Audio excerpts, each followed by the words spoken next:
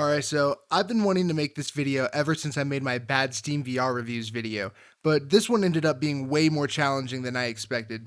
If you go on like any game on the Oculus store and check the reviews, over 90% of the reviews, literally 90%, it will be A, kids who don't really know what they're doing when they're leaving the review and clearly don't know how this works, or B, people who are absolutely furious at a game developer for an Oculus bug with an Oculus headset. This developer had to actually start copy pasting responses because so many people were like spamming them with this bug that they actually had nothing to do with. But after sifting through all this, I managed to find a few reviews that I deem shitty enough to be in this video. So let's just get right into it. This first review is a 5 out of 5 positive review for Medal of Honor Above and Beyond.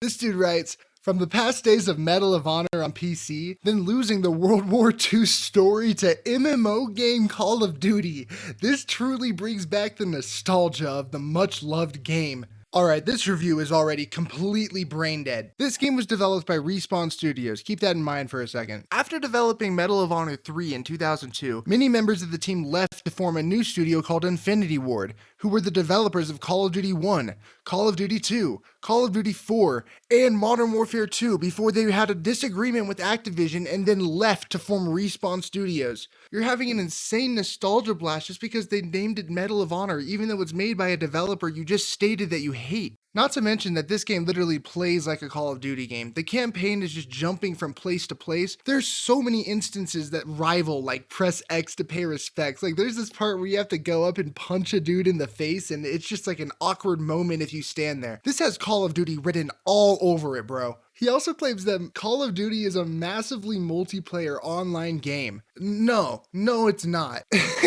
You can maybe make the argument that Warzone is a massively multiplayer online game, but he specifically states that it's the World War II games that were MMOs, so there was never a Warzone in a World War II Call of Duty game, so it still just doesn't make any sense whatsoever. Then he claims that you shouldn't complain about the game being 171 gigabytes because it's so immensely packed with all the content they've worked on.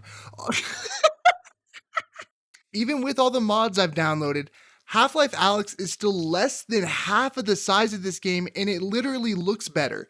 How could you possibly say this? Bro, this game's even bloated like a Call of Duty game. Look at that. Next, he says that there's no other VR game that lets you stand by a World War II aircraft. In the last part of his review, he says that this is what true immersion is in a game. Like these are like, what? This game doesn't even have actual reloads. This game literally just slides the magazine in for you once you pull it close to the gun, and it doesn't even check to see how many bullets you have in the gun when you reload, so you always rack the gun.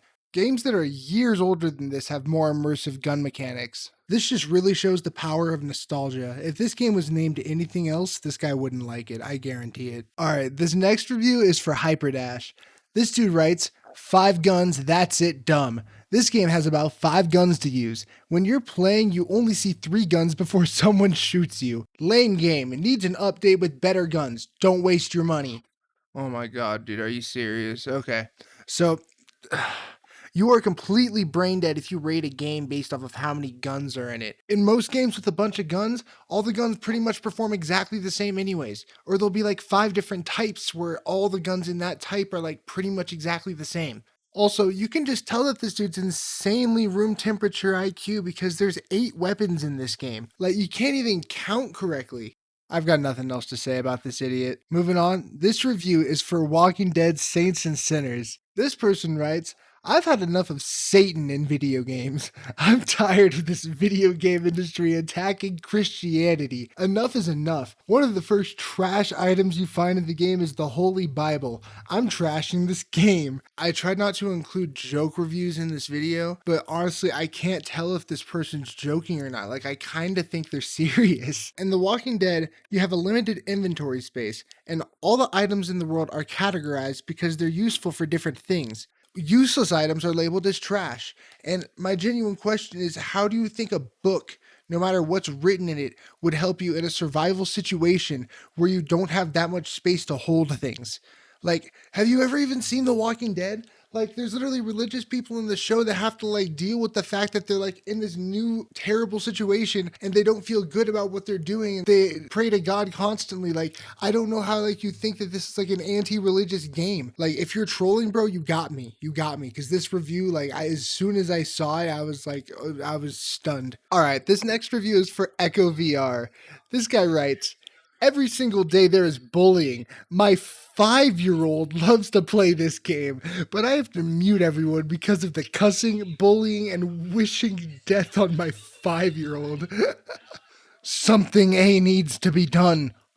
All right, dude. So I'm gonna be honest. It's kind of your fault that your kid's getting bullied. Like, Facebook actually does kind of make it clear that the age limit to play on this is 13.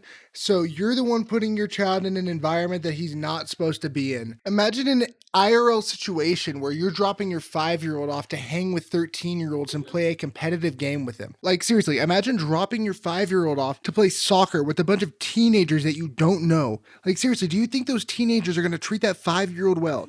No! No way! Do you seriously think that those teenagers are going to want to play with your child? No, they don't want to play with your child. Your child runs around the map the entire game babbling into the microphone. No one wants to be around that. Like, how are you going to get upset at people for not wanting to be around your toddler when you're the one breaking the age limit rule? Like, seriously? They ask for a report button to get added, but bro, you're one of the people that would get banned. Like, are you stupid? And honestly, I had video games when I was 5. I played online games at a very young age. I got called a squeaker. I got called literally every single thing imaginable. But guess what? I didn't care. It's on the internet. Like, who cares, bro? Like, the easiest solution to the situation, tell your 5-year-old to quit being a bitch. If you think that my opinion on these opinions is dog water, go ahead and leave me your opinion on my opinion in the comments. If you made it to the end of the video, I really appreciate it. Have a good night.